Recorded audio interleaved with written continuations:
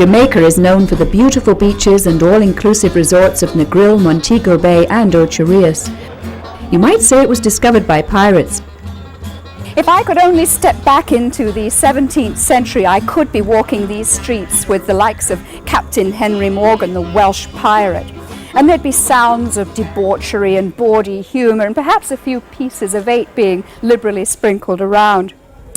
Port Royal was considered to be the wickedest city in the world. The island of Jamaica was found by Christopher Columbus and renamed Santiago. And then in 1655 it was captured by the British and the city of Port Royal was built. It quickly became a haven for the Caribbean buccaneers who brought all sorts of untold wealth to this city. And then in 1695 there was a great earthquake and half the city fell into the water, taking with it the treasure of Port Royal. There was a spit of land, narrow spit of land jutting out into the sea, on which there had been a little Spanish fort. Jamaica was captured in Cromwellian times in 1655 by the English. So it was there was Port Royal with forts growing up out there and becoming a very important trading depot with ships coming from all over the world. And there were governors in the early days when Jamaica had just been captured by the English. The buccaneers came in very handy to protect the island from possibly being taken back by the Spanish. I'm not sure that it was more wicked than any other place in the world, but it is because of the buccaneers that it got that reputation with their lurid tales and great wealth. The doubloons and so on brought this fame to Port Royal.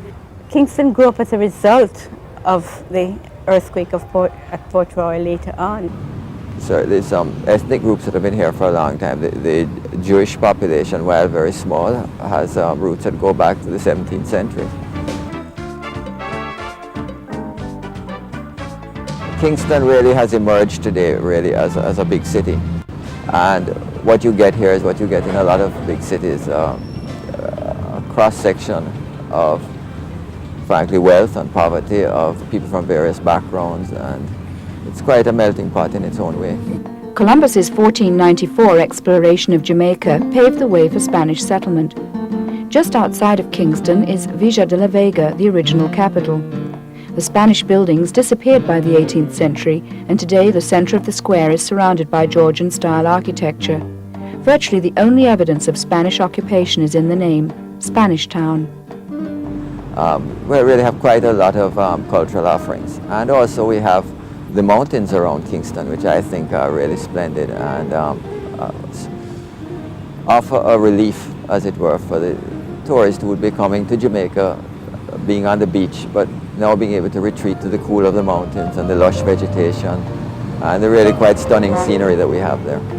And there's history on the other side of the island. Rose Hall is it's a big attraction, especially for Montego Bay. People like to hear about the witch, you know, the White Witch of Rose Hall and all the bad things that went on here. And I really love to tell the story. The White Witch came to Jamaica 1820, and she came and married the grandnephew of Rose's fourth husband. Now, she was very pretty, have a rich tone of voice, and she loves a lot of men. She said she has 3 husbands, but she had many other lovers. So she would just get rid of them and so get another one. And, you know, that is why this place is so famous, because she killed so many men. For more information, visit our website on topoftheworld.net. Tonight, this is the Cutting Edge, and I refer me there with you on next Wednesday. Sitting in with us for a little while is Sanjay. Let me see a picture of them on the Instagram there. You look good. Trust me, you look good on Instagram. But most of them look good on Instagram still. What's your name? Kechima. Kechima must about 150 posted picture on it. In all different size, shape and form. I don't know where she gets so much picture from. But nobody now look on them. 28 views and all them things there, 10 views. 40 days, 10 views. Something wrong with the one. Shamara too. Shamara have some nice good picture, but nobody that look for them either. Cause they make me book them up. Wanna look good still. This is the cutting edge, and I refer there with you. First order of business, you know, our brother here, Mikey Bennett. Mikey Bennett, as you know, is a long time producer and he used to do with Home T4 and all these things. He have a studio down at Grafton Road there where and do good things, wonderful things, and matter of fact, we go down and go record already. More than one, more than two, more than three times. But you know, someone's take it upon themselves to really pass on the baton to other ones, especially young people, and Mikey Bennett is one such youth, brethren, who pass on the baton and who is passing on the batons to other ones. So him have a project going on. We want to really facilitate the information station. We want to facilitate him, make him talk about this project, this new project. I think is a new project that is going on with him. Yeah, Mikey? Daughter. How you doing, man? Give thanks. Well, I'm good, man. I'm good. Yeah. Good. Enjoy it. All right. No, before give thanks for the introduction and everything. Yeah, man. Yeah, before we start talk about that, Feluki, we could talk about Feluki, yeah. Oh, man. Yeah, we just got we have a chat group and we're just in the chat with him. He did he's in Mexico, as you know. Oh, he's in Mexico. Oh. I'm in Mexico. Got to Mexico. We got X amount of funds. Never enough, but he did an operation and the doctors figured they were quite happy with what taking place. Mm-hmm. It's not a sprint, it's a marathon. So he might have to do some radiation thing. But he just did a CT scan today. So by tomorrow we'll have all of the details and a kind of outline of the treatment for going forward. So I just got off the thing with him. So that is him thing. And him spirits up and kind of keep us up to even sometimes we feel down. Yeah. But it's one of them things there. And as you saw, it was a wonder. When the people got together to help them with one. Because all the way, like I tell people all the way, every time there is a situation, we as musicians are called upon to lend support and things. Yeah. And so we're really happy for how the public turned out to support one of ours. And we did. And at some time during the game you kind of feel frustrated and feel that the help not coming fast now, but you get a call the next day and someone says, listen, I didn't mean to do this and I never get a chance. So here it is. And you spirit up again. Yeah. So we've been kind of just living off that energy and we have to just keep, it's Jawil and God that we have to just be prepared to accept that situation. But at the same time. Yeah. Actually, I said that there is money owed, or him need some more money for continue. Need more money, man. Him going to need more money because you see, he was we envy the kind of faith that him having. Because those couple of just roll up and say, boy, now I have because the money looks tall. But he did the operation, and like I said, based on the CT scan that we're supposed to get tomorrow, we'll know the extent to which you need money for further treatment. And in Jamaica and wherever, treatment need money. So the money is for ongoing, not for now where I do this or no, but for ongoing. No, he did the thing, but you see, because as you know, well, I don't think most of us don't know, but when there is a operation, like a cancer surgery, one of the surgeons have like 2 or 3 choices. What happens after? Because them some things the knife don't get, and usually what them recommend is like a low dose of chemo to kind of pick up everything that them know that the knife surgeon wasn't able to pick up. Whether it's chemo, whether it's radiation, or whether it's just vitamin treatment, that will be determined based on what the CT scan tomorrow. Man. So these scans becoming more and more, miraculous in terms of what they're able to show from time to time. It's just a pity that the medication not as miraculous in a lot of cases. But like I say, and he said it too, is that if him is a guinea pig for through a lot of things, alternatives, then so be it. But we learn. I've learned so much about this thing. Although my mom passed from cancer, but I mean, it shouldn't be a death sentence in 2017. And like I say, money shouldn't make nobody dead. Yeah. Or the lack of money. That's our reality. You know, well, all we can do is just say... Yeah, man, all we can do is go and sometimes, like I said to my friend, it's like shoes that you plan for buy the extra sneaker, you don't have space in the closet to put. Send the money, come give me. I can put it on for look. It's simple. Yeah, man. Give thanks, man. Yeah, man. All right, now, this UTech conjunction with UTech thing. Tell me exactly, tell the people them what exactly. All right. Well, there's this program that we have at UTech. It is a part of Professor Hamilton's brainchild called, it's a Free with Jamaica project. I was asked last year if I could come up with a program that could, two or three things. The one, the most important was increase the technical competence, in other words, improve on it. Because one of the things we know, Muta, in a lot of situations, a lot of things that take place in the country that we consider very negative are because youngsters don't have no hope, don't have no skill, don't have a lot of alternatives. So crime is right around the corner. So whether it's scamming, whether it's I don't think little violence, or whether it's the human trafficking, or just intolerance, a lot of it sit to the center around people who don't have no job, don't have no skill. We have an industry, we have a legacy, as you know, in the music business, and everybody wants to be a musician. However, we have never approached it like how track and field approach things.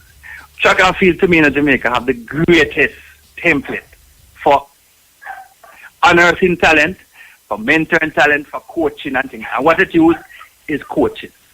When you go, what takes place at Boys and Girls Champs is a culmination of all the little sports days and all of the coaches and all of the things that have gone through.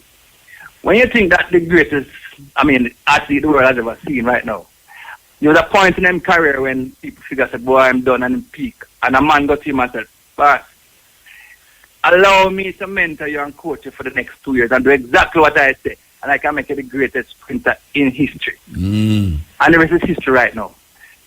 Ben Mills came with a scientific approach to coach and mentor the whole thing.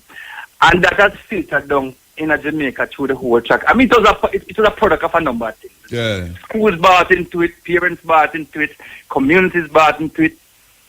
And so everybody said, listen, here is something. If you have the ability to run, go to coaching. And we want to apply the same thing to the music. Because like I was telling somebody yesterday, as popular as the Olympics is or the track and field is, Olympics is every 4 years, World Championship is every 2 years. Music every week, musicians leave Jamaica to go to foreign to earn. Of course. And as me and you know, Muta, we do have what it is that we cannot fill the request that we want out there for very talented people. We're just not turning them out as fast as we think. There's this misconception in Jamaica that every corner you can find an next great singer. No. Me in the business, I know how hard it is. Ask the young producers who have to devise in the same set of talents. Ask Sunsplash and Sunfest who have to be putting the same set of people on year after year. I believe, however, that in every little in Jamaica, there's another Jimmy Cliff, there's another Peter Tosh, there's another Mutabaruka with its kind of talent that does need to be found, put through a program, encouraged to be them best. And we have a curriculum that says, listen, here is what we can do.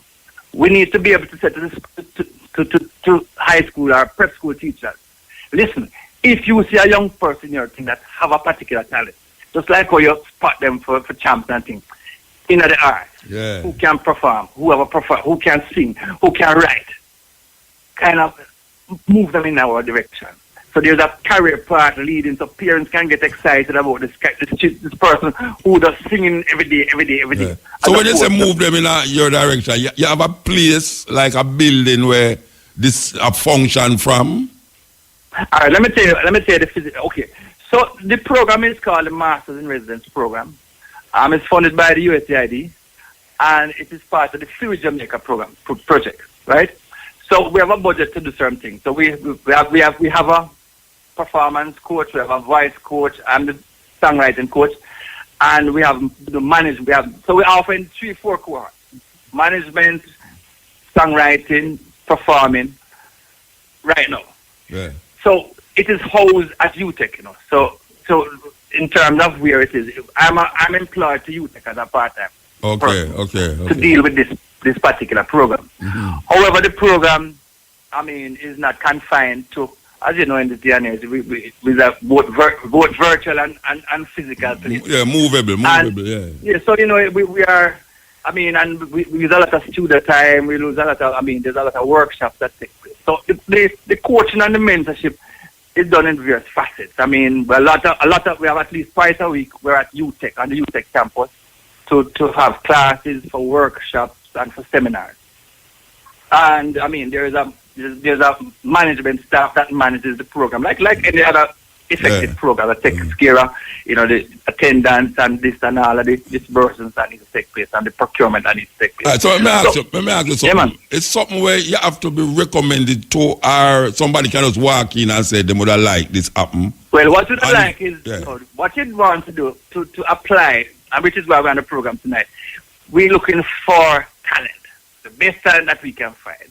So if you think you are a singer, you go to the Fluid Jamaica Facebook page and you apply for the performance thing. You will be invited to an audition. Okay. If you're applying for the songwriting thing, you go, you follow instructions. You'll be asked to send in something that you've written, or if or something that you've recorded, or something that if you get a recommendation from Muta, say, listen, this poet is the best thing I've heard forever.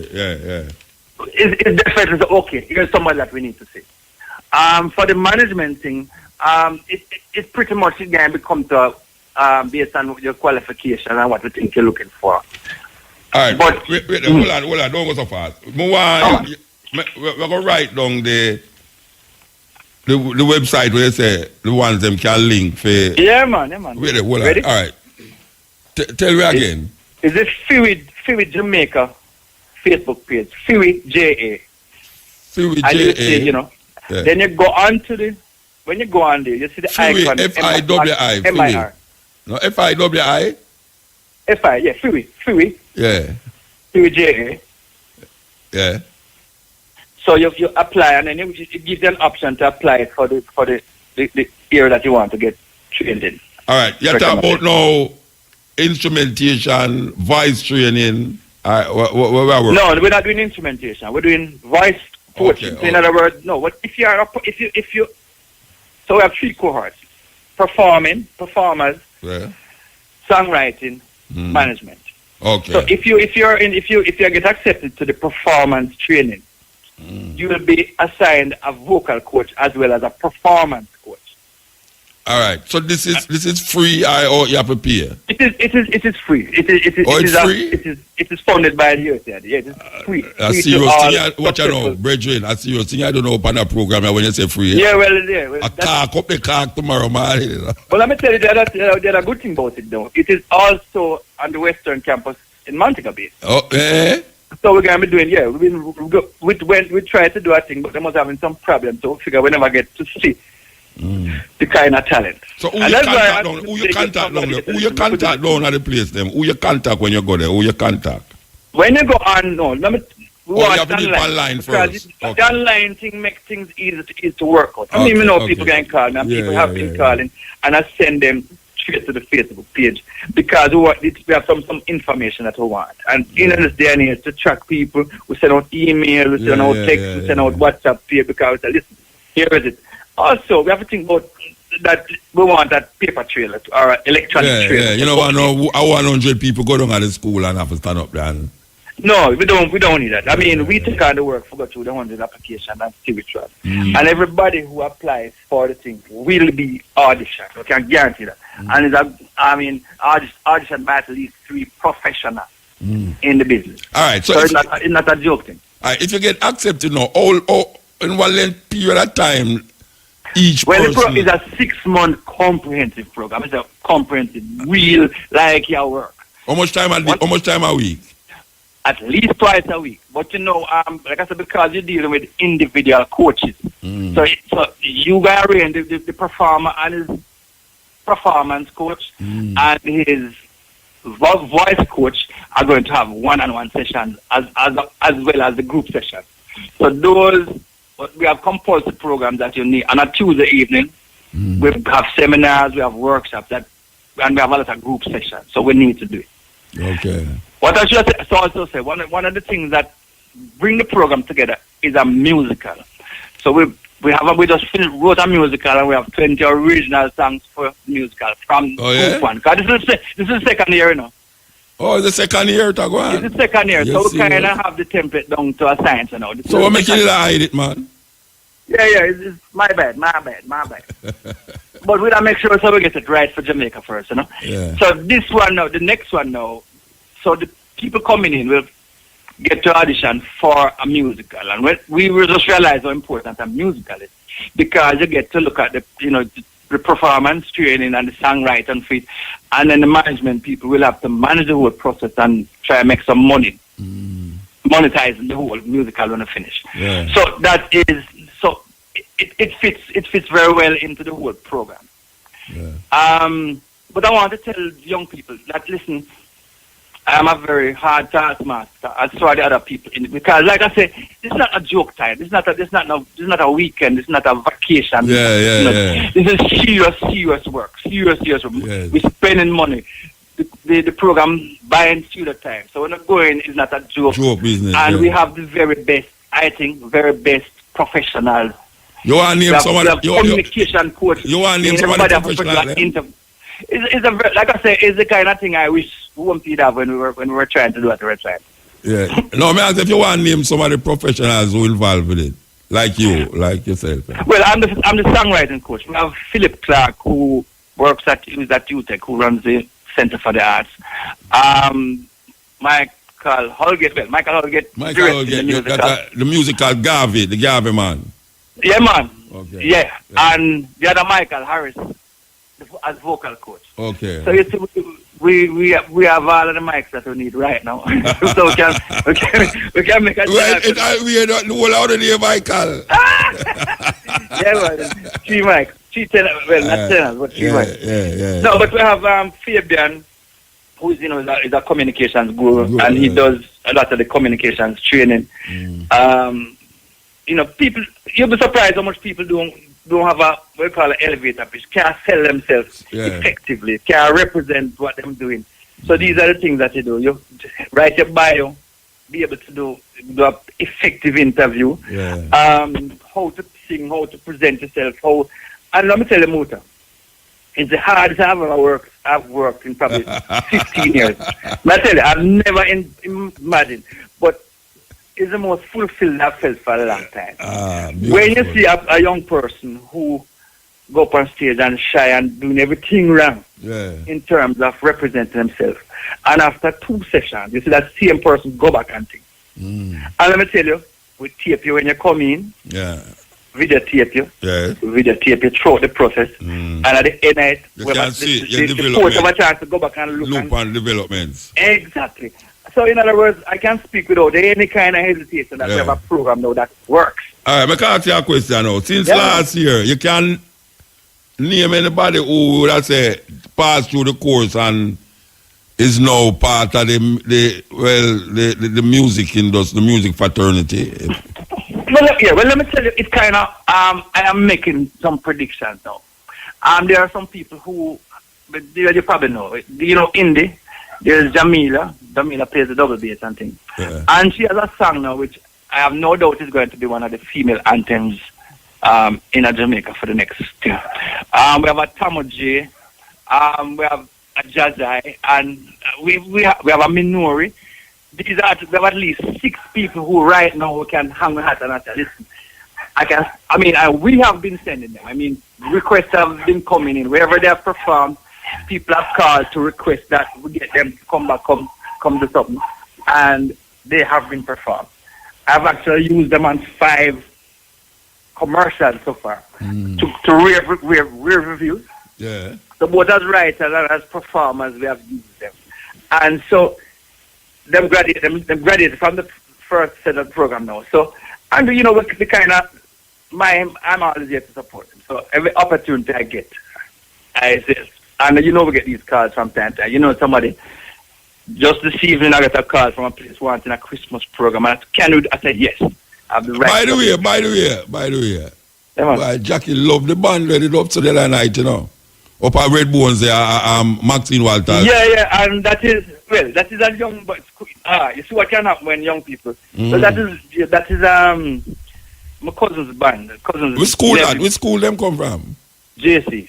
No, them sweet man. Well, hear my lady I suggest now. I have a little singer here, you know, named Xylophone. She said, I should have connect them and say, because Xylophone has been on the music scene as a little 13-year-old, when she had 12-year-old. And she envisioned, said she could have link with them, so who should talk to you? You mean link with the band, the band in 8? Yeah, the band, yeah. Them well, you know Rowan, do I? No, but if you tell me about Rowan, I can find him. But just give my number when you done. I can make the connection. Yeah, all right. Yeah, because we are work with a little girl, just like how you say you work with. We are work with a little daughter after about a year now. We carry gas studio we carry gas studio. We have a new tune. I'm gonna play the tune if you when you don't have before you can listen to her. You may listen, man. Yeah, and my wife I say she envisioned that little girl that sing with a band there. Well. And she really, my wife have a keen, she have a vibes when she come on to that still. Oh, good. All right. Like I said, that's an easy hookup. Right? Yeah. It's pure family that. All right. So you say now, tell me the days them when. Well, yeah, what I want to say now, because sometimes you don't know. Sometimes some youngsters not listening. I am appealing to parents, or uncles, or aunties, or people like yourself who know some like a talent, who don't even realize how talented they are. Yeah. But I'm not looking for average talent. I try to find some good talent because we want to move it fast. We figure we can move a good talent to a great talent within a short period of time. Of course. So we industry need right now about 15 to 20 really good young singers right now. That's Singers, vocalists. I mean, when I say singers, I mean vocalists. Yeah. DJs, but at a particular level. We want some more Sanchez and some Brian Gould and some more. We want all them. Yes. We want all them at that level. Yeah, man, definitely, right? Yeah. We understand now, and me, you know, that record not selling no more. No. The two major source of income is songwriting and performance. And touring, so we want these people how to perform. We want to make sure that when people see people, them call and tell them friends, listen, you have to go watch a person. You have to. The experience is such a powerful one that it lead and people want to invest money. Yes. You know what I mean? Yeah. If you have to be financing all of your recordings, that means that you're not impressing enough people. And money out there, you know. Yeah. Money is out there looking for the right kind of investment, and that is what we're doing. As you mentioned, that we have a legal person now. So there's a lot of legal training involved in the program. The whole, apart from the thing that Jacob come, we have on staff a lawyer who go into contract administration, the whole from Drum Street, everything you need to do to protect yourself and to be user friendly then. In the business. Comprehensive, man. It sounds like a really. No, trust me. If you're excited, it makes sense. Yeah, it's comprehensive, and it's the kind of thing that I'm happy I got an opportunity to do. I mean, like I said, I work for work, but at night time it's smiling. Rewarding. Oh God, yeah, man. And one of these, what I'll do shortly, as soon as we get some of the music mix for the thing. Yes. I'll call you and send you some, and you can. So we always did that play them. Other people. All right. That's what really the next part of the thing is to kind of give them a little large part. All right. Using all of the contacts that we have. All right, we have to move now. Give thanks. Yeah, no man, give thanks for the reason, man. Yeah, man. And just keep informed, doing it. Anytime you see me at any function, just say, Muta, you want to see this and this happen. I will. You know me know if you find them. All right, sir. All right, give thanks. So, hang up the phone and listen to the little data me I tell you about. I'm going to do that right now, man. Yeah, all right, give thanks. Yes, that was, may I tell you, that bridging now, Home T4, for those of you who know Home T4 from them time. Why you look back a case, my farmer, schoolmate from Kingston Technical High School, yes. Well, Mikey Bennett was part of that group, and he was also one of them big producers from down at Music Works with them days there, yes, with Gussie Clark and them man there, big hits, them in my ball over the place. So he must spearhead a movement, you know, to train songwriters, performers, and managers.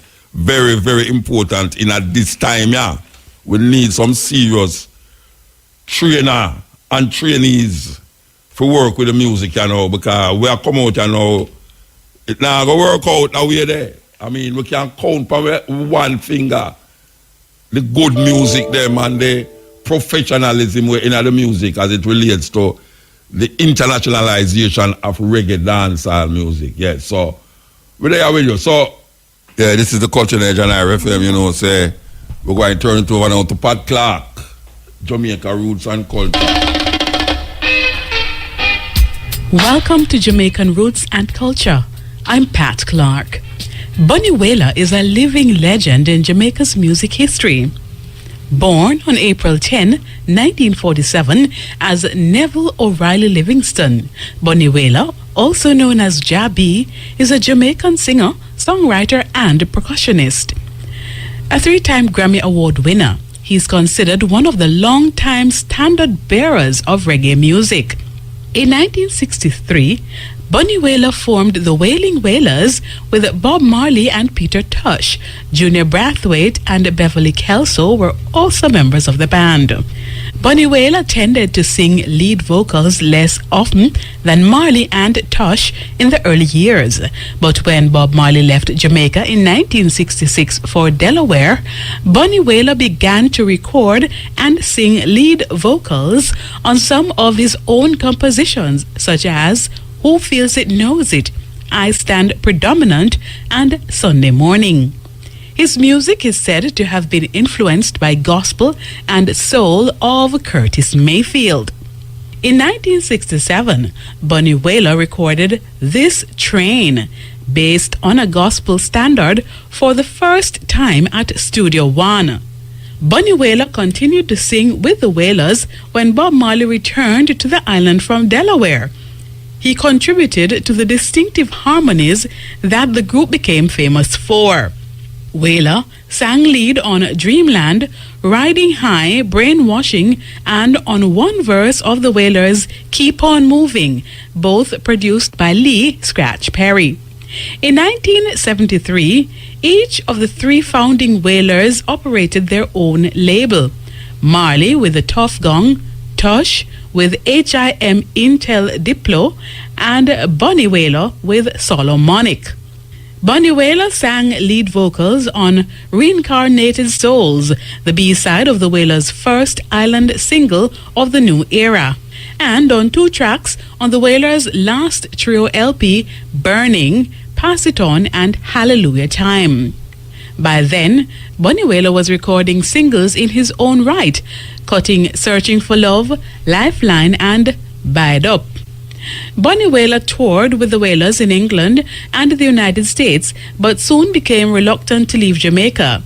He and Tosh became more marginalized in the group as the Wailers became an international success and attention was increasingly focused on Bob Marley. Bunny subsequently left the Wailers in 1973 to pursue a solo career after refusing to tour when Chris Blackwell wanted the Wailers to go on tour in the United States. Before leaving the Wailers, Bunny became more focused on his spiritual faith. He identified with the Rastafari movement, as did the other Wailers. He has also written much of his own material, as well as re-recording a number of cuts from the Wailers' catalogue. Bunny Wailer has recorded primarily in the roots style, in keeping with his often political and spiritual messages. He and Tosh would frequently sing each other's background vocals in the start of their solo careers. The album Blackheart Man is a good example of his roots reggae style. After leaving the Wailers, Bunny Wailer experimented with other musical styles. However, he had a dance hall rocker's edge that was best exemplified by the album Bunny Wailers Sings the Wailers, in which he reinterprets some of the Wailers' material as a soul roots singer, backed by a solid Sly and Robbie bass roots reggae grouping. Bunny Wailer won the Grammy Award for Best Reggae Album in 1991 for the album Time Will Tell, a tribute to Bob Marley, 1995 for Crucial Roots Classics, and 1997 for Hall of Fame, a tribute to Bob Marley's 50th anniversary. He was also featured in the album True Love by Toots and the Maytals, which won the Grammy Award in 2004 for Best Reggae Album, and showcased many notable musicians including Willie Nelson, Eric Clapton, Gwen Stefani of No Doubt, Ben Harper, Bonnie Raitt, The Roots, Ryan Adams, and Keith Richards. In August 2012, it was announced that Bunny Wailer would receive the Order of Jamaica, and in 2016, he played a month-long Blackheart Man's tour to celebrate the 40th anniversary of his 1976 album. On October 16, 2017, Bunny Wailer was awarded the Order of Merit by the Jamaican government. Jamaica continues to honor the living legend. And now, to end Jamaican roots and culture, here's our famous quotation from the Black diaspora. "I have never been contained unless I made the prison." The words of Marie Evans. For Jamaican Roots and Culture, I'm Pat Clark. Got the research. I love our researchings. Believe you me, our researching them is really something else. Okay, what were they? We're there at this. Here we go. Here we go. Big music. You know, last week we go play a tape and we never get to play it because of the whole heap of Montego Bay issues where they are going. Well, you know, we're going to play it tonight, yeah. And it is really a documentary on Port Royal. And after we've done that, we are going to go to, after 12, you know, say after 12, ushering the 2nd of November, which is the coronation celebration of Emperor Haile Selassie I, King of Kings, conquering Lion of Judah, elect of God, light of the world. Those titles was not given to him by no Rasta. It is the official title of the Emperor, Rastafari, Haile Selassie I.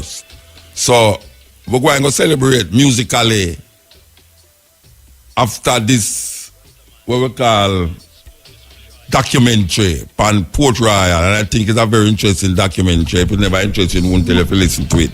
So we want to bring you live. When we say live now, we are talking about the program on your radio, live on your radio now, a documentary on Port Royal. Here goes.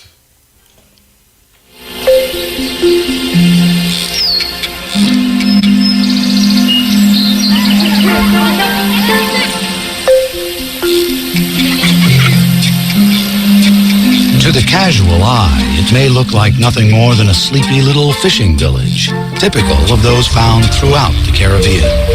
But Port Royal is different.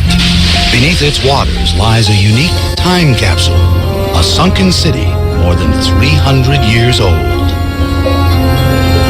Port Royal is the most important underwater archaeological site in the Western Hemisphere. There's more history and archaeology down there than 50 or 100 shipwrecks all combined. The history of Port Royal's sunken city, its legendary rise, its catastrophic fall, and promising rebirth begins in the middle of the 17th century when European nations fought over possession of land in the New World. It's hard to underestimate the importance of the Caribbean in that period. The Caribbean was the Wild West for Europe. It was the frontier.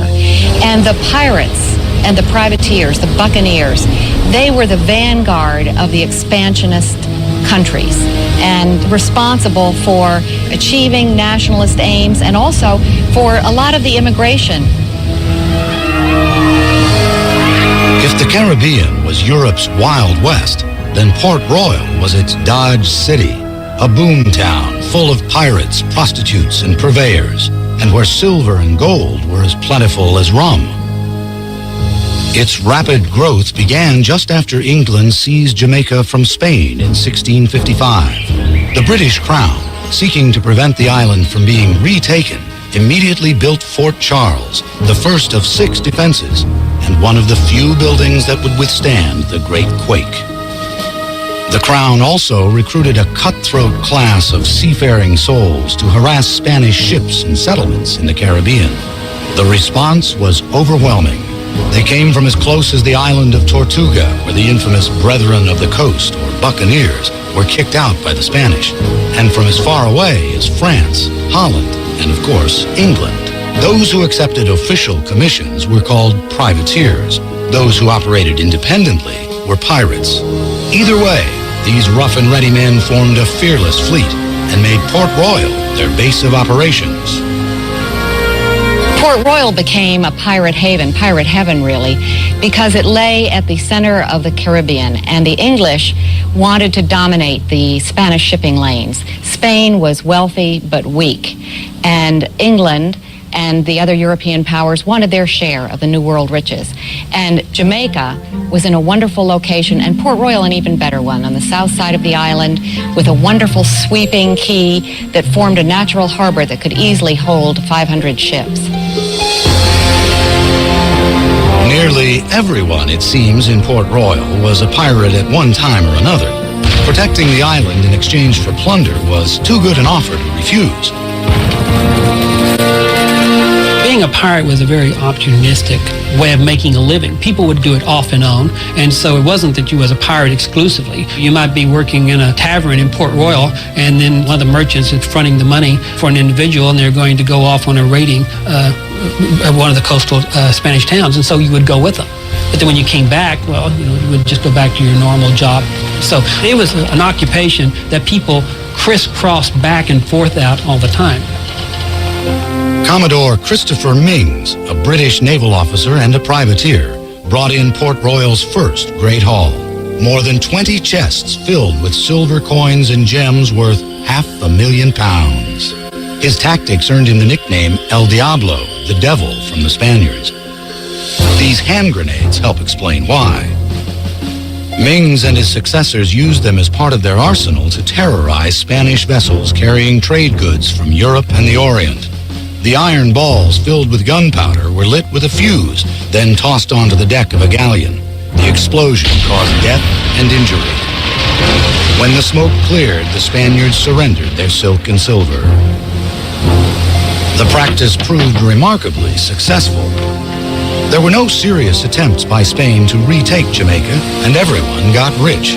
Within 7 years of Port Royal's establishment, so much gold and silver had poured into its coffers from piracy that there was more running cash there, proportionate to the population, than in London. A resident observed, "The town, being as it were the storehouse or treasury of the West Indies, is always like a continual mart or fair, where all sorts of choice merchandises are daily imported." As this salvaged Japanese sword suggests, the markets of Port Royal were a cornucopia of plunder and contraband, a place where anything, from Oriental objects of art to African slaves, could be had for a price. Any of the material that was coming into piracy into Port Royal within 2 or 3 days was now in the hands of the merchants. And so it's the mercantile industry of Port Royal that actually made it the wealthiest English town in the New World. Port Royal was also the most populous English town in the New World. Bigger than Boston, it boasted a population of between 6,000 and 8,000 people. A brass menorah recovered from a sunken synagogue reflects their diversity. At a time when the British colonies of North America were largely single-faith enclaves, Port Royal supported Jewish, Quaker, Catholic, and Anglican houses of worship. The local clergy's faith, however, was sorely tested. 1 out of every 4 buildings in town was either a brothel or a tavern, prompting one reverend to condemn Port Royal as the most wicked and sinful place on earth. The pirates' decadent ways were indeed legendary. When they returned from their adventures, they were only too eager to blow their booty, indulging their every vice. According to an early history of Jamaica, wine and women drained them of their wealth to such a degree that in little time, some of them were reduced to beggary. Port Royal's most celebrated prostitute, Mary Carlton, was likened to a barber's chair. No sooner was one out than another was in. The governor of Port Royal commented that the Spaniards wondered much at the sickness of our people until they knew the strength of our drinks, but then wondered more that they were not all dead. Port Royal, the wicked city, was noted for its drinking, debauchery, gambling, etc. And of course, these guys imbibed from morning to night. And a lot of guys made their own drinks, especially the rum, which was called Kill Devil's rum. And a lot of times it was mixed with gunpowder. And in the house of a David Owens that we worked in, we found his still. This was used for making rum. Of course, it was heated under here, and stuff was distilled and put in onion bottles like you see here, so named because of the shape. And in this particular house, we found several hundred of these onion bottles. A lot of them were still sealed. We had used hypodermic needles and got an idea what the contents were. And these guys didn't mess around just with drinking with little small glasses or jiggers. They used big things like you see here. This is a German beer stein made of stoneware, or you could call it a tankard. It's actually a shape of a tankard. Some people call them flagons. And so you can imagine, it would take two of these bottles just to fill one of these. And when a guy was drunk or came back from a new sortie where he captured a whole bunch of treasure, they'd go down with barrels, running down the street with barrels, and insist everybody had to take a drink. And they filled this thing to the brim and said, chug-a-lug. And could you imagine drinking that much rum? You just pass out and fall in your bippy. So those were the great days to live. Too bad I couldn't have been there myself. If there was one man who personified Port Royal's raucous social scene, he was Henry Morgan, pirate extraordinaire. He didn't just raid ships, he invaded countries.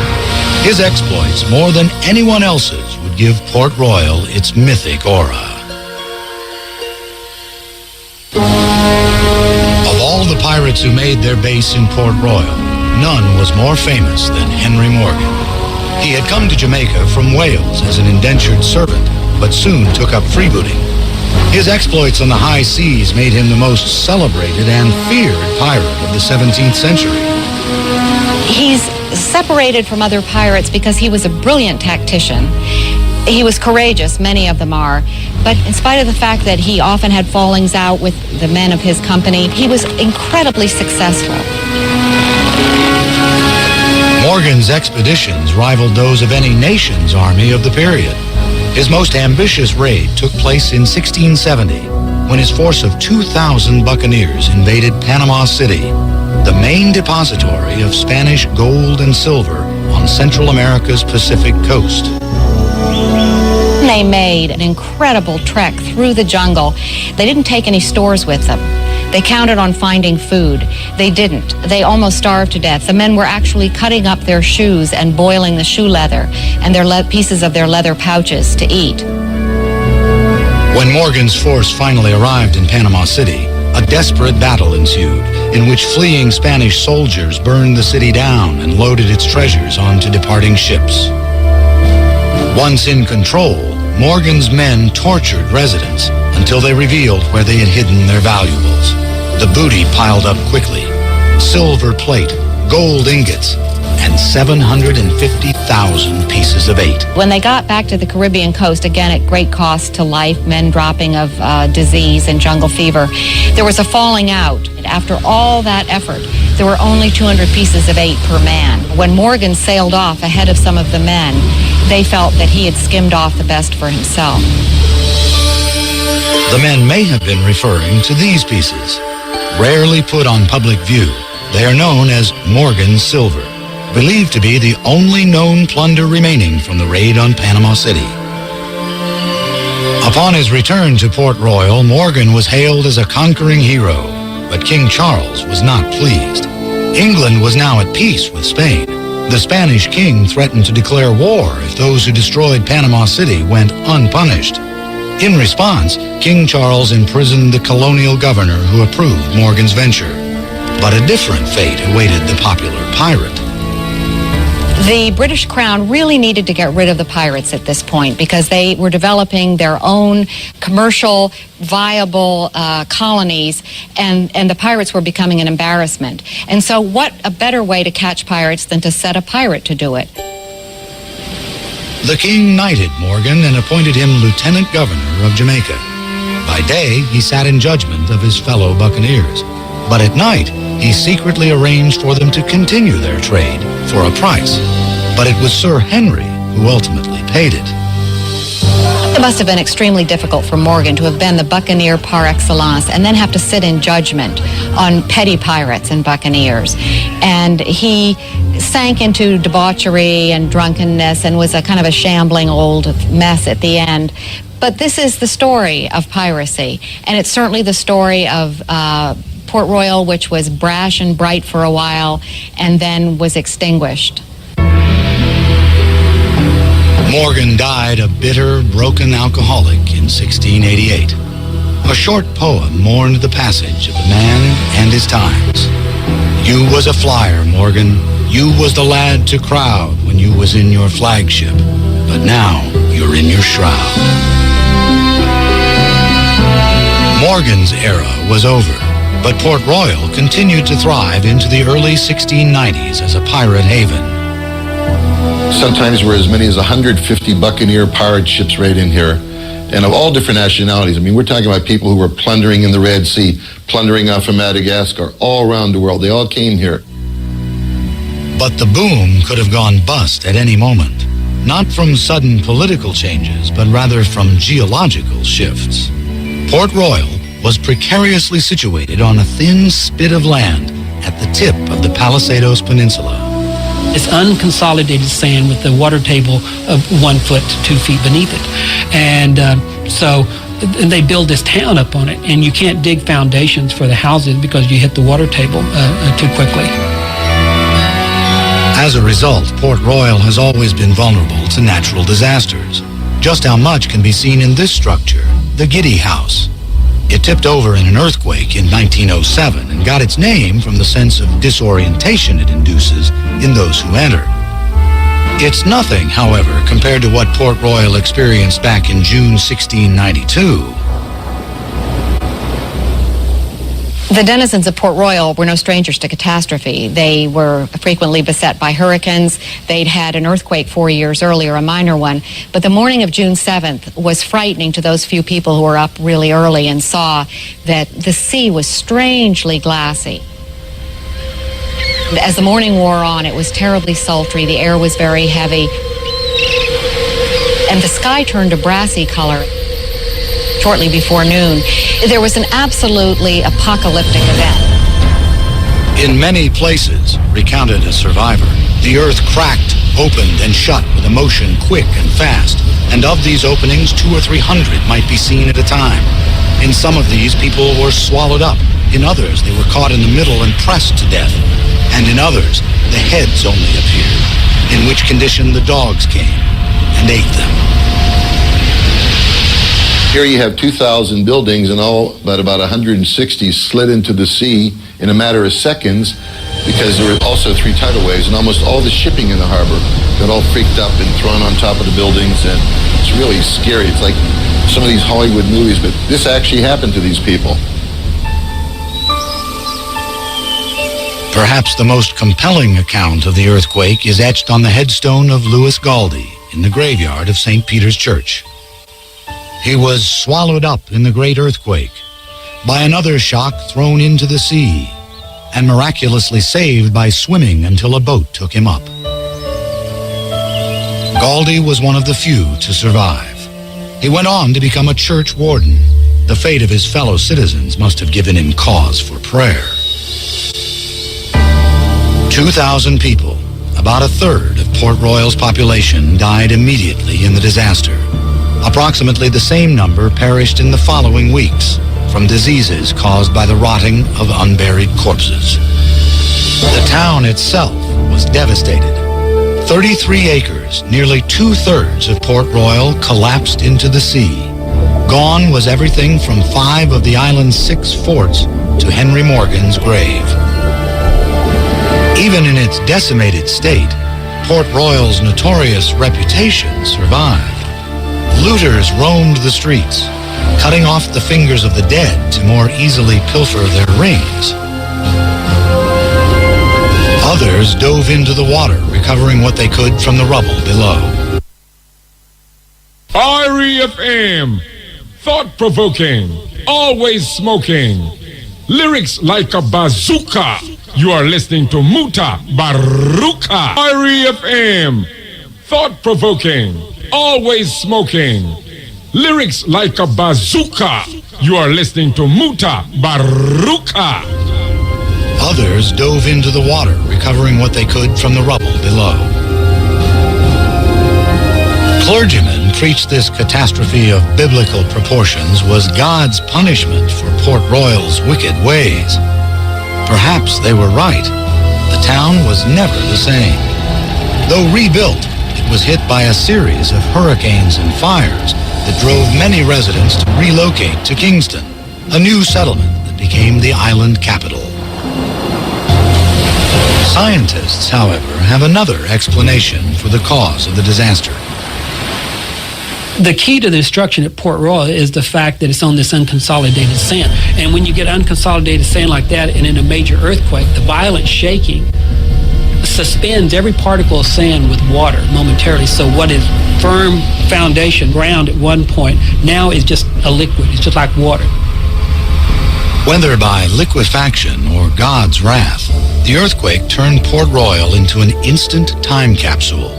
Like Pompeii and Herculaneum, Roman cities buried by a volcano in 79 AD, Port Royal was now that rarest of archaeological phenomena, a catastrophic site. The thing about Port Royal that makes it so special and unique is the fact it's the only sunken city in the New World. There's not another one like it because of its historical importance and the extremely good preservation present at the town. It's a dream of any nautical archaeologist to excavate. Edwin Link was the first nautical archaeologist to make that dream come true. In 1959, under the auspices of the National Geographic Society and the Smithsonian Institution, he led an expedition to survey the sunken city.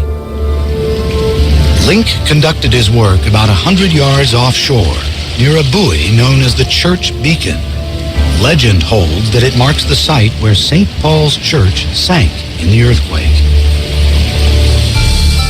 Beneath the buoy, Link recovered a wealth of artifacts, none more intriguing than this pocket watch. An X-ray photograph of the face reveals traces of its vanished hands, stopped at 11:43. It's probably the first time in the history of archaeology that the actual time of the destruction is actually recorded with frozen hands on a watch dial. Link's expedition literally put old Port Royal on the map and changed the minds of skeptics who believed that because of reconsolidation, a natural landfill process, there was little, if anything, left of the sunken city. Link's greatest contribution was the fact that he proved that there was a sunken city down there and that it had great merit to have somebody have a bigger project. That somebody was Bob Marks, an underwater archaeologist. He would lead his own expedition 5 years later and recover enough artifacts to rival the plunder of any Port Royal pirate.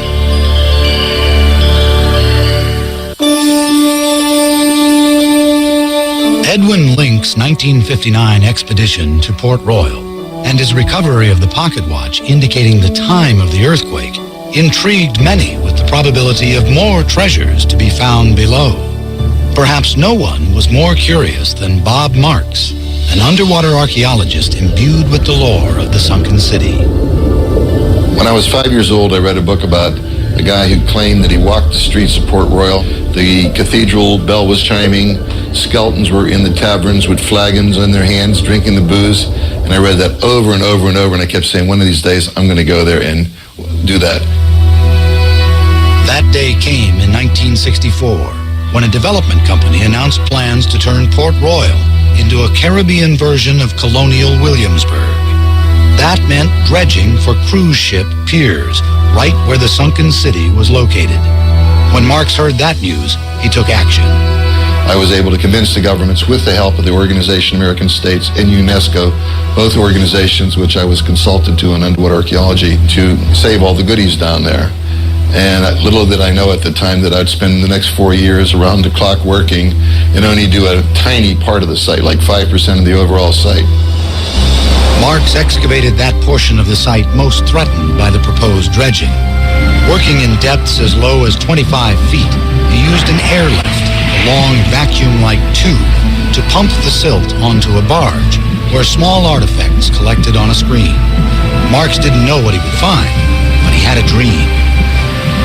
From the very, very beginning, when I first started the excavation here at Port Royal in 1964, I dreamt about, let's find Henry Morgan's grave, because we knew he was buried at Port Royal, or at least his tombstone. Marx's quest wasn't easy. Sewage from Kingston severely limited underwater visibility. Sharks lurked nearby. Cave-ins and earthquakes threatened. You're working in a cesspool, but the information that you're getting, you can't get anyplace else. So we put up with it day in, day out. And every morning, I'd wake up so excited to say, okay, what am I going to find today? Apparently, a lot. Marx may not have found Morgan's grave, but he and his divers seem to have salvaged everything else. They recovered thus far the largest haul of artifacts from the sunken city, in the millions by Marx's own estimate, all of which fit his definition of treasure. Treasure is anything of importance to mankind that comes out of the sea or from a land site. So treasure doesn't have to be gold and silver. It's something that's interesting for people, and it's something that adds to the knowledge of the past. That's what treasure is. Some of Marx's most interesting treasures are the oldest ever found in Jamaica. Soon after I started the excavation, I realized that others had lived there before the pirates settled in Port Royal in 1655, because I began finding Arawak artifacts. Arawaks were the first settlers on the island. They were there at least 1000 AD, and they were all over the Caribbean in different islands. And some of the first artifacts we found were these religious figurines that you see here, made out of stone, probably of Indian gods. And we found several of those also in wood, in very good condition. And the next thing we started to find was a number of ceramic vases and pots like you see here. This particular one here is really great because it's in the shape of an Arawak canoe that was used mainly for fishing and transportation between the islands. And these adzes or axe heads are interesting because these two here are made out of jadeite, and the nearest source of jadeite is Guatemala, which shows that they had trade, all the way to Central America. The two biggest are weapons used to fight, and the smaller one is used as kind of a axe for chopping wood or digging out a canoe or something like that. So it really was great to find all these Indian artifacts on the site. Most of Marx's finds are fittingly stored in a landmark building, Port Royal's Old Naval Hospital, built in 1819 and owned by the Jamaica National Heritage Trust. As the main repository for Marx's artifacts, the hospital has become a latter-day version of the city that sank just beyond its seawall. The grounds are littered with artillery Marx brought up from various shipwrecks, including mortar balls from what is believed to be the Ranger, a vessel that once belonged to pirate Black Bart Roberts, and cannon from what may be the HMS Swan, a British naval vessel that was thrown onto a building by one of the 3 tidal waves that followed the 1692 earthquake. Even the outhouses claim a connection to Port Royal's storied past. The bricks are recycled from the hundreds of thousands Marx reclaimed from the sunken city. Inside the hospital where naval officers once awaited treatment, artifacts await further study. A small selection reveals how life was lived in the pirate town at the time of the Great Quake. This was originally thought to be a cooking baster, but analysis of its contents at the British Museum revealed that it's really a urethra syringe. With it, a mixture of lime and molasses was injected into a man's penis to treat venereal disease. These lead pieces were used as weights in the fish and meat markets. Their markings, however, indicate an amount more than they actually weigh. Whoever patronized the salesman who used them got cheated. And a crushed pewter chamber pot permanently bears the impact of the earthquake's brutal force. But it's in the Institute of Jamaica, in Kingston, that one finds perhaps Marx's most valuable object. Every diver dreams of finding a treasure chest, and here I actually found the wooden chest, and inside were 3,000 of the most perfect silver coins, because the same anaerobic conditions that protects all the organic material also protected the silver, and they were the most perfect coins I ever found. This piece of 8, plundered by pirates from a Spanish galleon, is one of the few left from Marx's excavation. It's kept in a vault because most of the other coins have since disappeared and are presumed stolen, grim proof of their irresistible allure. It also provided the irrefutable proof the Jamaican government required to halt the planned dredging of the harbor. Because of Marx's work, the sunken city would not be disturbed, but rather discovered anew by future underwater explorers.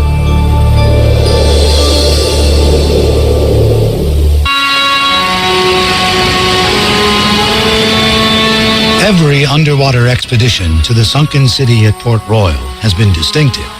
Edwin Link's 1959 exploration was the first and raised tantalizing possibilities for those who followed. The dig conducted by Bob Marks in the 1960s was the largest, yielding the greatest quantity of artifacts. In 1981, the longest and most detailed study of Port Royal began when the Jamaican government invited the Institute of Nautical Archaeology at Texas A&M to excavate. Donnie Hamilton led the expedition. Originally I said, okay, I will go 1 year and see what the conditions are like. So when we went out there, we found that we could conduct controlled excavations. We could take photographs. We could take underwater video. We could find artifacts. So what started to be a 1 year trial excavation turned out to be 10 years of going to Jamaica. From that first year, we saw that there wasn't another site like it, probably in the world, that's comparable to what you find at Port Royal. Anybody who's interested in 17th century English archaeology, that's the site to excavate. Unlike Bob Marks, whose site was predetermined by proposed harbor dredging, Hamilton could choose where he wanted to excavate. After consulting period maps of Port Royal, he selected what was once a busy intersection in the commercial center of town. This area was chosen because it's probably the only portion of the sunken city where one finds buildings that sank vertically with minimal distortion. This phenomenon was caused by the liquefaction that occurred during the earthquake. Hamilton's team uncovered 8 buildings ranging from a probable tavern and cobbler shop to private residences. Using a water dredge, a more flexible version of an airlift, Hamilton's team gathered artifacts at depths of less than 15 feet. It was just the first step of many to conserve the past. Underwater archaeology is very expensive in terms of conservation. While we may spend 3 months working in the summer, it may take 3 to 5 years to conserve all the artifacts we bring up in one excavation season. Hamilton explains the steps involved in the conservation of metal objects, the kind most susceptible to decay and incrustation. The biggest problem we have with the artifacts from Port Royal is just the fact that they're all covered with marine growth from being 300 years in the salt water. And so the first process we have to go through is x-raying them to find out exactly what is inside each one of these incrustations or concretions.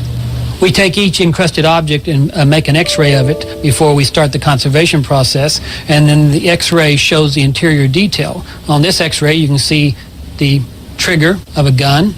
Here's the side plate of the gun, the spring inside behind the side plate, and then part of the hammer which held the gun flint. And the x-ray shows us clearly the degree of preservation, and it determines the next process as we go through. As soon as we evaluate the x-ray and determine what's inside, then we just start mechanically cleaning the incrustation off the object.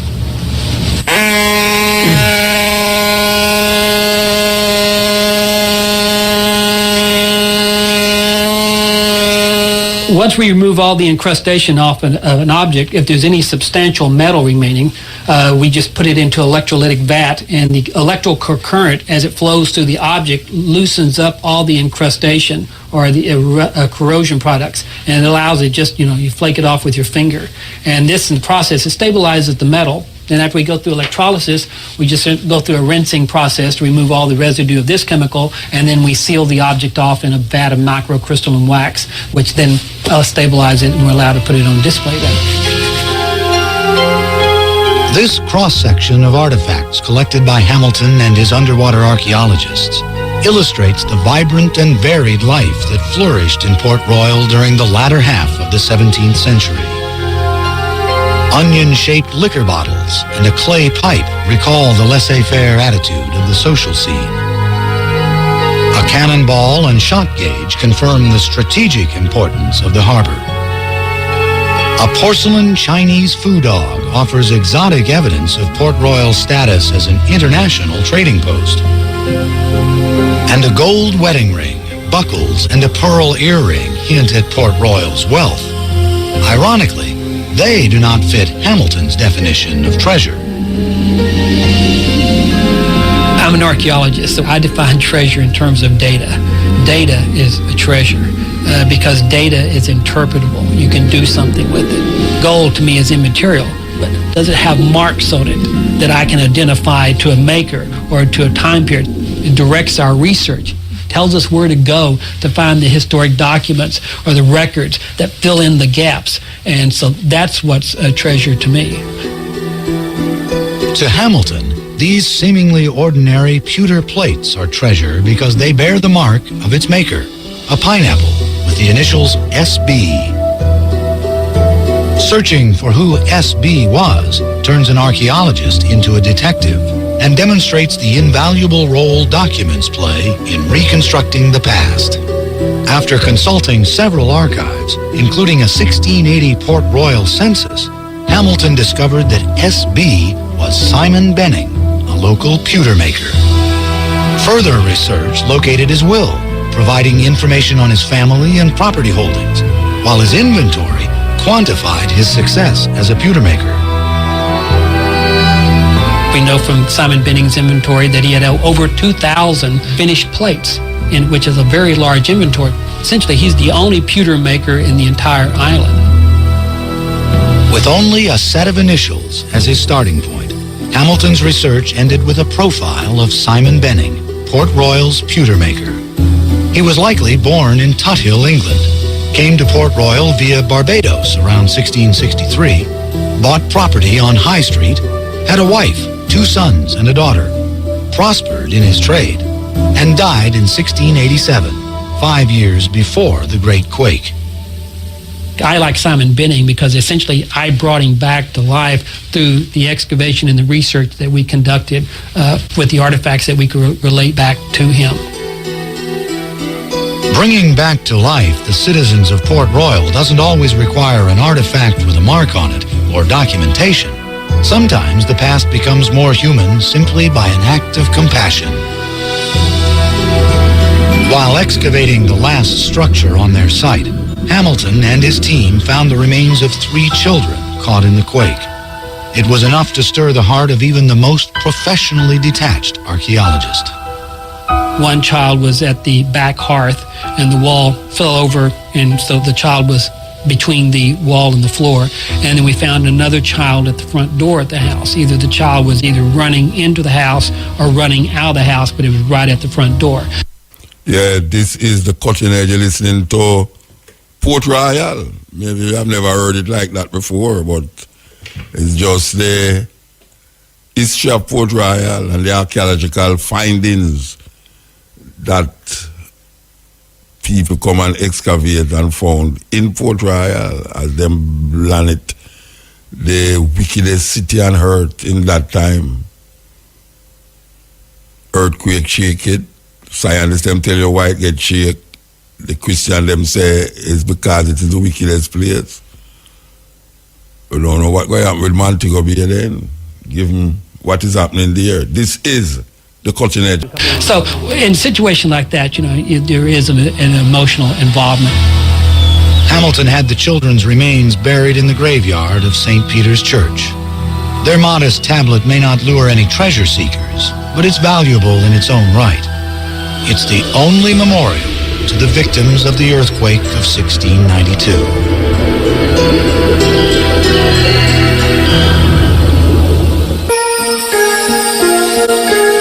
In spite of the impressive recoveries made by the Link, Marks, and Hamilton expeditions, much of Port Royal has yet to be explored.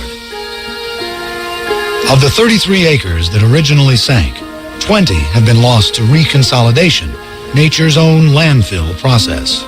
Of the remaining 13 sunken acres, only 3.5 have been excavated. Only a very small area of Port Royal has been excavated because it is such a time-consuming thing to work underwater, and because you're working in 10-centimeter levels as you dig, it takes a long time to excavate a single area. Marianne Franklin, a PhD candidate at the Institute of Nautical Archaeology, is planning the next excavation at Port Royal.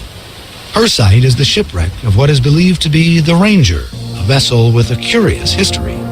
Of French origin, it was seized off the west coast of Africa by Bartholomew Roberts, also known as Black Bart, one of history's most infamous pirates.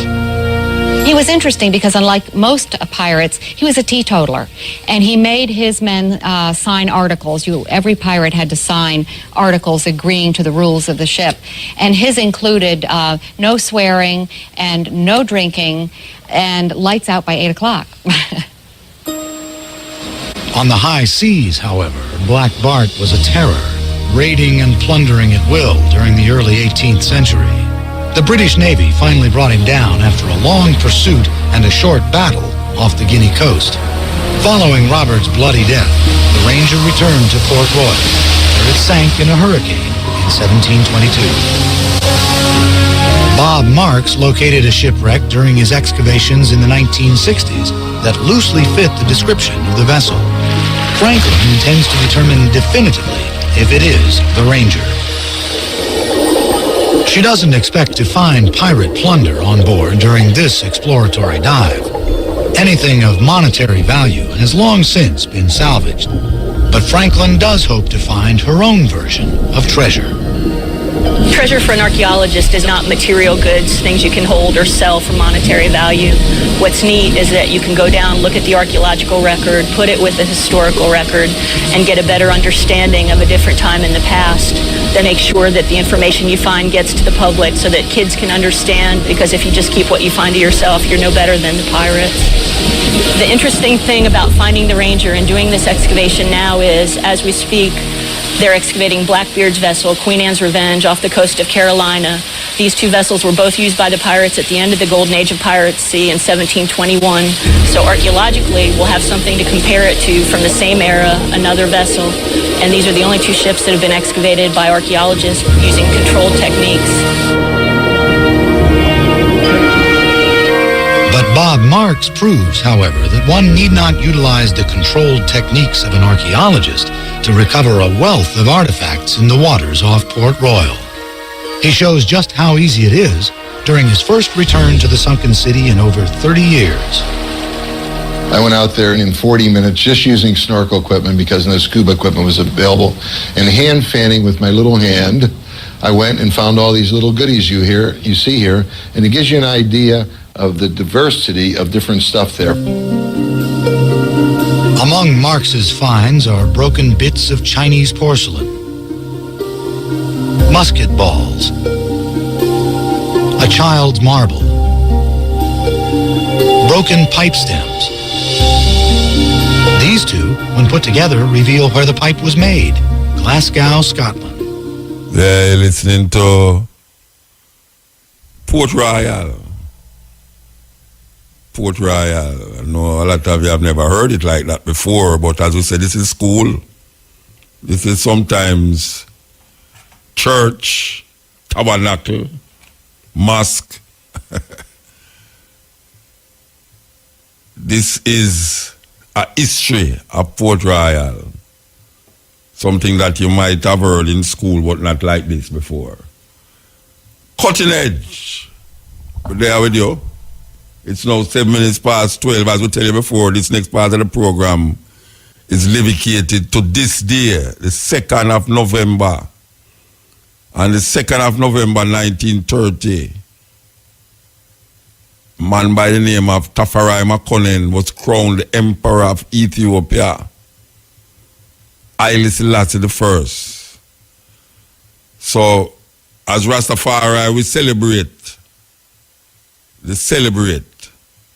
And this program, we celebrate it musically. We're going to celebrate it musically. We're going to play some ads and come back to it. Cutting edge. Celebrate Emperor Haile Selassie I Coronation Day with music. Here goes. And I looked up, there was a man coming towards me, which I found very striking. He was immaculately dressed, but he was... And I looked up, there was a man coming towards me, which I found very striking. He was immaculately dressed, but he was quite small, but very, very powerful. Great sense of energy coming off him. And he walked up to us and spoke to us, and with great charm. He had a very gentle, quiet voice, very quiet. He patted me on the head, and I can remember to this day the sense of being in the presence of someone who was more than a man. His eyes were very powerful, very dark, but very truthful. Today is the 2nd of November, celebrating Emperor Haile Selassie Coronation Day, which happened on the 2nd of November 1930, Ethiopia. Then at the center celebration here, musical celebration commemorating the coronation of Emperor Haile Selassie I on the 2nd of November 1930 in Ethiopia. You know, Rastafari all over the world right now, from Ethiopia to Jamaica, from America to Africa. See this day as one of the most auspicious days in the Rastafari calendar. So we continue the journey musically, you understand, because there's so much music that praise Emperor Haile Selassie I and Rastafari that we could have stayed until tomorrow and still play more and more and more and more. We continue the journey. Here goes. It is good that you are here to record this picture of me in my palace garden at Addis Ababa. People who see this throughout the world will realize that even in the 20th century, with faith, courage, and a just cause, David will still beat Goliath. Those of you who don't know this song, this is the original voice of Emperor Haile Selassie I. With the speech that Bob Marley did over and called it war. We was told for all about this tune many, many times. This is like an anthem, you know. Yeah, this is like an anthem. We want to remind the people that we're there with you little more from this, from 2 to 5:45 with the stepping razor. We have a special half hour tomorrow between 5 and, well, not more than 5 and 5:45. We are going to present according to the stepping razor. This is not a scientific poll, no scientific thing, but we're going to present the top 5 reggae album for 2017. You don't want to miss that. The top 5 reggae album for 2017, according to the stepping razor.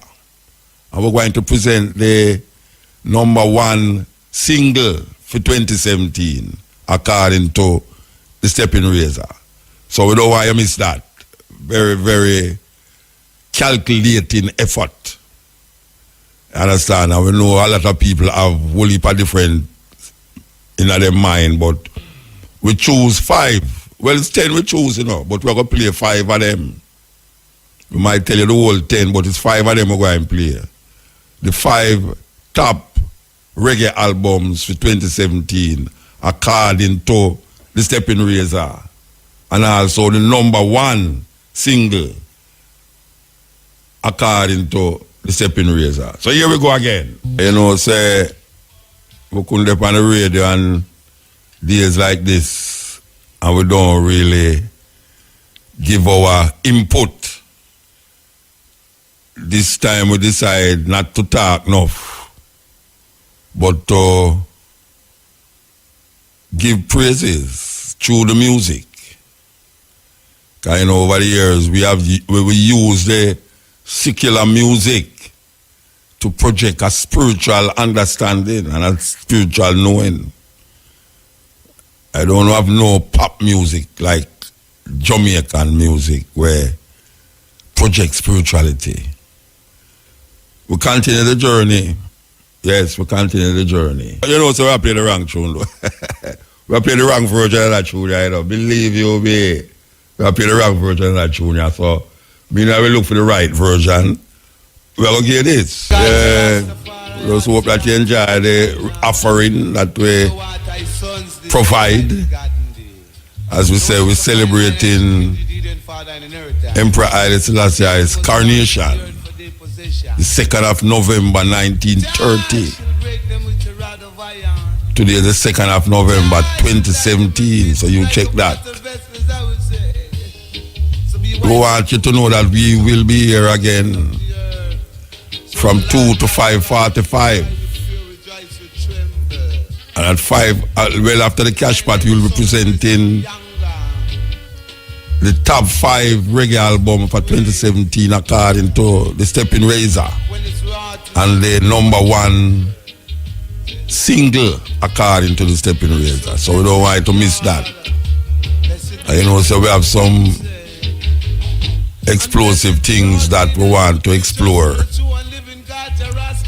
We want to give thanks to Fluffy Diva outside. Fluffy Diva outside, man. Give thanks to Fluffy Diva. I don't know where we are going, but Sanjay left here from early. But we are continuing the journey. Yes, continue the journey. I think at 12, them tell you I must leave at 12 o'clock. When the program done 2 o'clock. But I don't know nothing. I will survive. I have been surviving for 20 odd years. So you know, why you look Vita? First you see Vita come along at the studio at the night, Why you look Vita? Say, he might bring extra food. Why you look Iwawa? We say Iwawa don't watch you in the night, Why yell him up? Yes, why yell him up? My brethren. Yeah, man. My brethren. So, we give thanks, as we say. I hope you like the music. A Rastafari vibes we are dealing with. You understand? Yes, Rastafari vibes. If we not do it, we don't know what we're doing. So, clock a play trick for me, Where are the matrix? Oh, what kind of clock that Rasta? No, I tell you, say, it get me bum me a while ago, after me done run. Hey, you see, that place have mad people, Rasta. No, I tell you, that place have mad, Because after me, I look for the clock and I say, at 2 o'clock, I see you come in. I say, I look back for the clock and I say, 1 o'clock. A crack, crack, man, crack, a crack, Rasta. Crack. It's like it's like a daylight saving time, how it go. No, you sure say, no, but if it's not going to change, that change at 12, right? Then would I tell you, wait, let me look on me thing, I have time change, Rasta, because at 2 o'clock, Rasta, 2 minutes past 2, my clock say. That's at 2 minutes past 1. At 2 minutes past 2. No, I'm frightened, Come here, so me close up the program at 1 o'clock. Anyway, give thanks to the moment. Give thanks to the time. We're there again. So you know, man? You're good. You scare the people in your community with the bulb. Hey, you can't imagine you as a red man, I put the bulb in your mouth and I light it up. No, if all me who know how the bulb work would have run from here, No red man is supposed to put the bulb in their mouth and I light it up, You can't imagine the nigga there with them to that. Yes, anyway. So tomorrow we have a little special feature upon the Stepping Razor. The top 5 reggae album for 2017. Him not listen to me, But you can't use your phone, brethren. At 2 years you have, I want to know what, man. Just like when you have two eye. When you see look two eye, one thing you see, you know, and it's way in front of you. I say, I have a special feature tomorrow upon the Stepping Razor. The top 5 reggae albums for 2017. It is not a scientific poll, but I use in my judgment according to where we play over the period of the year. You mentioned it last week. Yeah, last week we mentioned it. And I'm going to present the top single. Reggae me I deal with, you know. Come here to dance hall, I don't know where it's at the dance hall. It's a presumptuous of me to go say, me I present, unless me go gather up the whole house now. But dance hall was really the surrounding. Yeah, me not talk about this history thing, man. Oh, you can't clear this history thing. You know what, do your program? No, I'm sure you said. No, because if you go history now, me sit down here, so I make you go and tell me the history, you know. Yeah, what me I say, I would be presumptuous for say, me go present the top 5 dancehall album, unless me consult Uno. But me can't buy the consult Uno.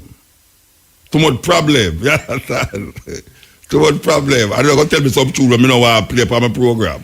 Why? We have to go search for some really good album. Well, all the dancehall man, them feel say every dancehall album wicked. Yeah, everyone I know feel say the dancehall album. And the top dancehall single, you know, say, man, that come shoot me for that. Yeah. Anyone who you shoot, man, shoot, you know, because you should deal with the other one. Mm-hmm. If you go to popcorn, a man shoot you and say, you should have said, my father, if I shoot. You understand? You know, but shot would I get. So me I play it safe. When me say reggae now, me know the reggae man, them now come shoot me. Yeah, they will say, sure, I'm a deal. Not the number one, but them cool, them now they want.